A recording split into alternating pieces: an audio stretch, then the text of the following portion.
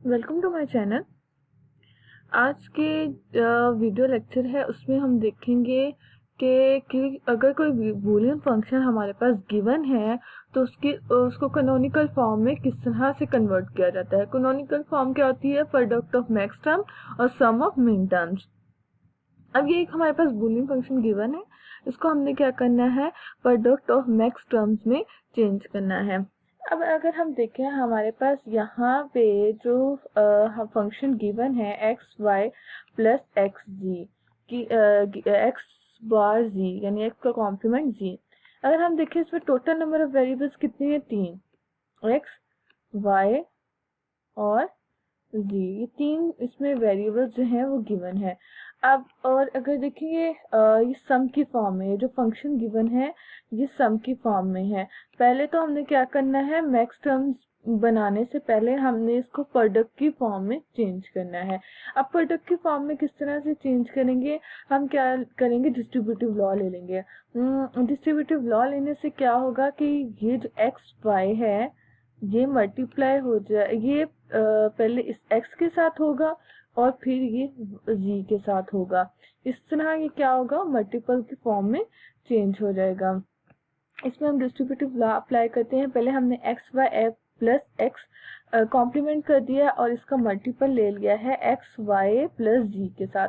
तो ये distributive law करने के बाद जो हमारा प्लस सम फॉर्म थी वो प्रोडक्ट फॉर्म में चेंज हो गई है। अब हम देखें यहाँ पे, अगर हम देखें मैक्स टर्म्स क्या होती हैं।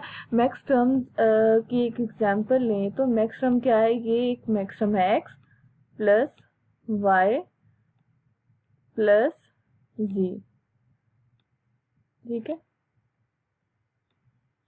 ये अब हमारी अगर देखें तो एक कंडीशन तो पूरी हो गई है, प्रोडक्ट हो गया है जो है मैक्स टर्म, ये प्रोडक्ट की फॉर्म में चेंज हो गया हमारा फंक्शन, यानी दो टर्म्स का प्रोडक्ट आ गया है। लेकिन सेकंड कंडीशन हमारी पूरी नहीं हो रही मैक्स टर्म वाली। मैक्स टर्म में क्या होता है? एक्स प्लस वाई प्लस जी।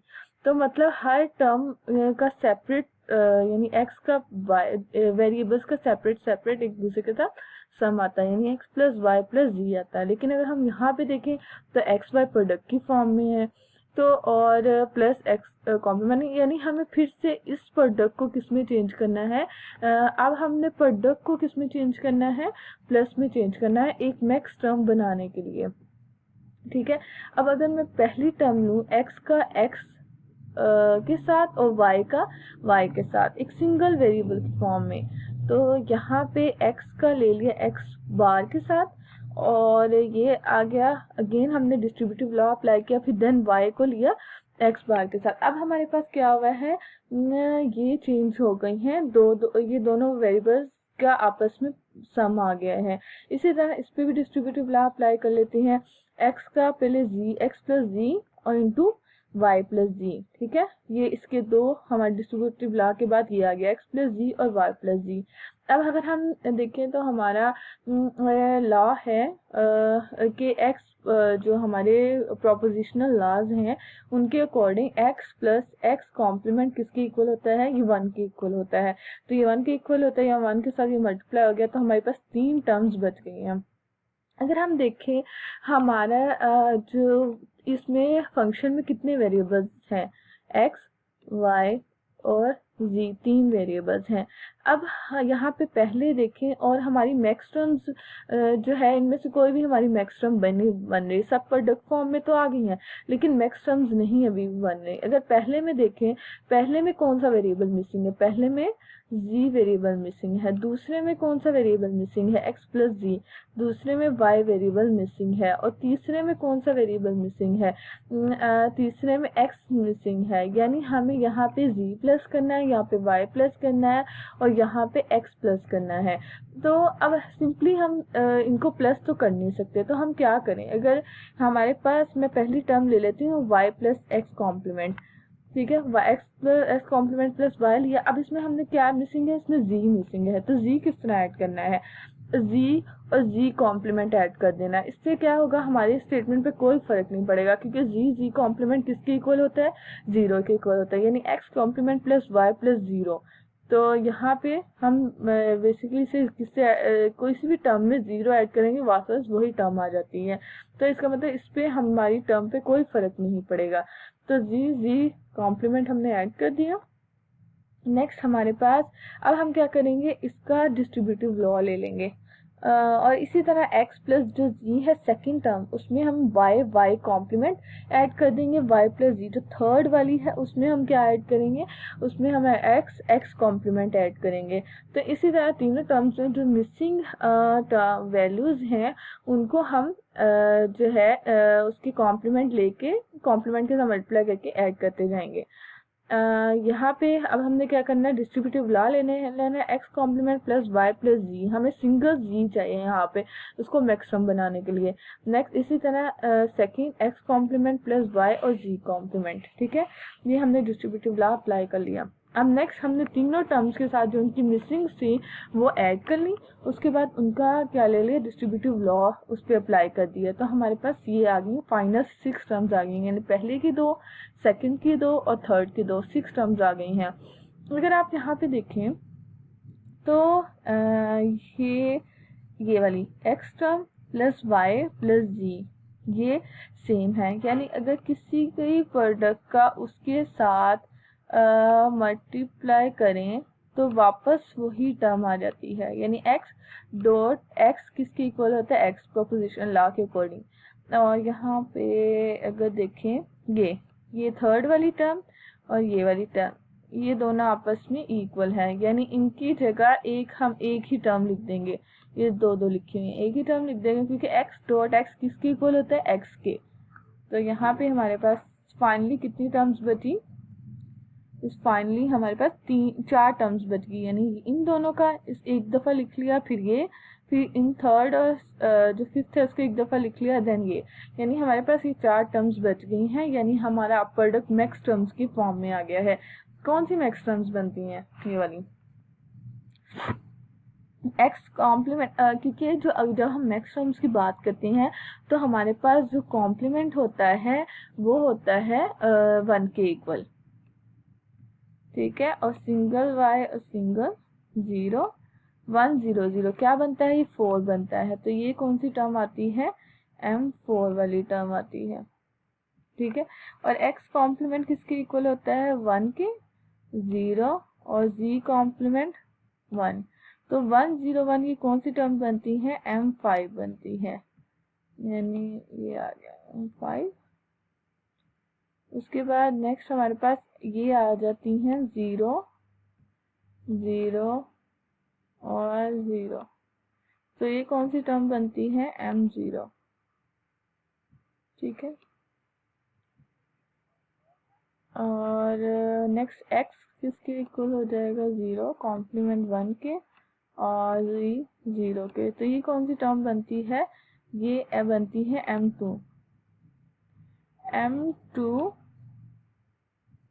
ठीक है, m0 m4 m5 ये इसका प्रोडक्ट है। तो फाइनल जो हमारा बूलियन फंक्शन है वो प्रोडक्ट ऑफ मैक्स टर्म्स की फॉर्म में आ गया है। अब नेक्स्ट हम क्या करते हैं, एक बूलियन फंक्शन को सम ऑफ मिन टर्म्स की फॉर्म में भी कन्वर्ट कर लेते हैं। अब ये हमारे पास एक फंक्शन गिवन है, इसको हमने सम ऑफ मिन टर्म्स की फॉर्म में ऐड करना है। अगर हम देखें इसमें ऑलरेडी क्या है, ऑलरेडी फंक्शन में जो वेरी टर्म्स गिवन है उनका सम है। वहाँ भी जब हमने मैक्स टर्म्स में किया था जो फंक्शन था उसका सम गिवन था, इसलिए हमने उसको प्रोडक्ट की फॉर्म में डिस्ट्रीब्यूटिव लॉ लगा के चेंज कर लिया। यानी अगर आपके पास फंक्शन सम में है उसको प्रोडक्ट में चेंज करना है तो आपने क्या करना है, डिस्ट्रीब्यूटिव लॉ लगा लेना है। अगर प्रोडक्ट में है सम में सम्स टू प्रोडक्ट और प्रोडक्ट टू सम में चेंज करना है, आपने सिंपली क्या करना है, आपने डिस्ट्रीब्यूटिव लॉ अप्लाई कर लेना है। लेकिन हमें सम ऑफ मिन टर्म्स चाहिए था, तो ऑलरेडी हमारे पास फंक्शन सम में है, यानी हमें कोई डिस्ट्रीब्यूटिव लॉ कुछ लगाने की जरूरत नहीं है, ऑलरेडी सम में है, सम में ही हमें चाहिए था। यानी एक कंडीशन तो हमारी पूरी है कि ये सम की फॉर्म में है। दूसरी क्या है, हमें इनकी मिन टर्म्स बनानी है, क्योंकि अब इसमें 3 वेरिएबल्स हैं, a b और c। ठीक है, ए बी और सी। तो यानी अगर हमारी हर एक टर्म में तीनों वेरिएबल्स होने चाहिए। अगर हम फर्स्ट टर्म की बात करें, हमारी फर्स्ट टर्म में कौन कौन से वेरिएबल्स मिसिंग है? हमारी फर्स्ट टर्म में बी और सी मिसिंग है, ठीक है। अब जो मीन टर्म्स होती हैं वो प्रोडक्ट की फॉर्म में होती हैं।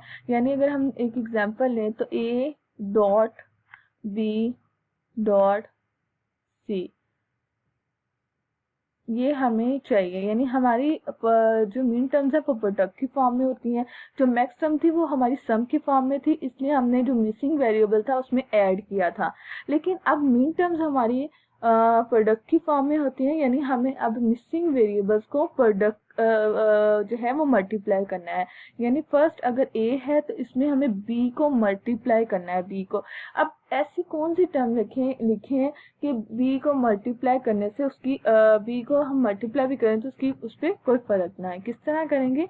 अगर हम b प्लस बी कॉम्प्लीमेंट कर दें, क्योंकि b प्लस बी कॉम्प्लीमेंट 1 के इक्वल होता है, a मल्टीप्लाई 1 वापस a आ जाएगा। तो b प्लस बी कॉम्प्लीमेंट को हमने मल्टीप्लाई कर दिया, क्योंकि मिन टर्म्स मल्टीप्लाई या प्रोडक्ट की फॉर्म में होती है, इसलिए हमें जो मिसिंग टर्म्स है वो मल्टीप्लाई करनी पड़ेंगी। और मैक्स टर्म्स क्योंकि थी सम की फॉर्म में, तो हमें क्या करना पड़ा था?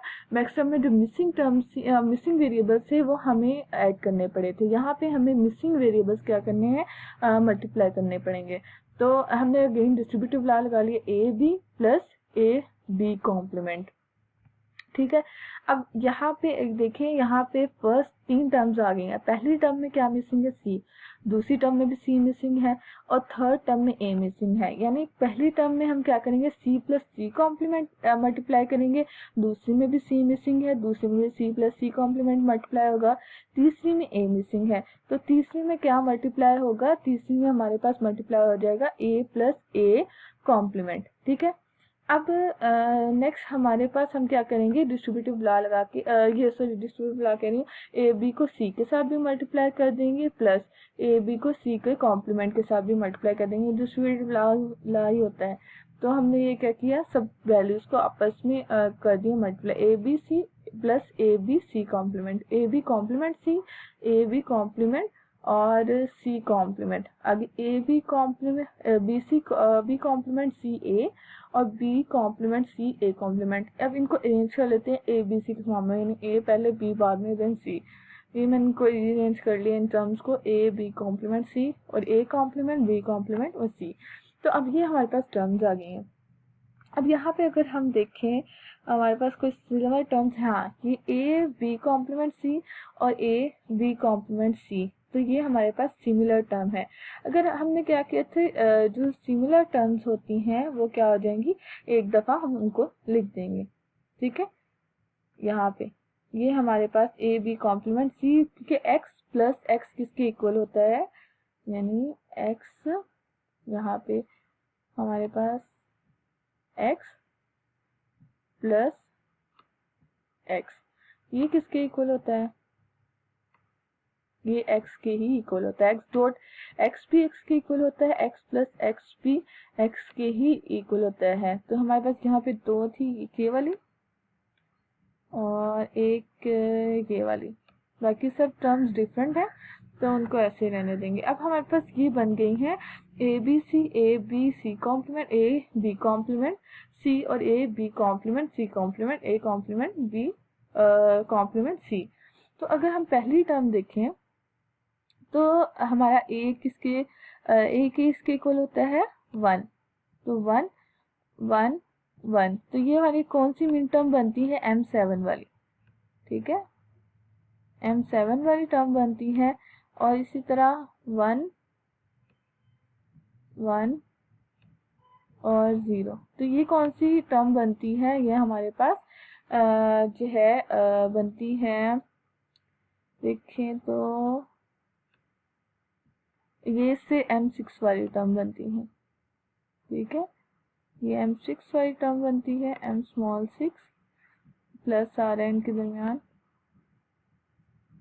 ठीक है, और देन प्लस, और ये वाली कौन सी टर्म बनती है? 1 0 और 1, तो ये बनती है M5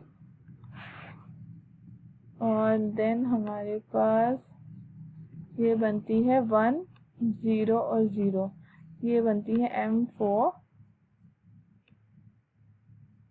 और नेक्स्ट हमारे पास 001, तो ये बनती है M1। ठीक है, तो ये हमारा आ गया सम ऑफ मिन टर्म्स की फॉर्म में फंक्शन।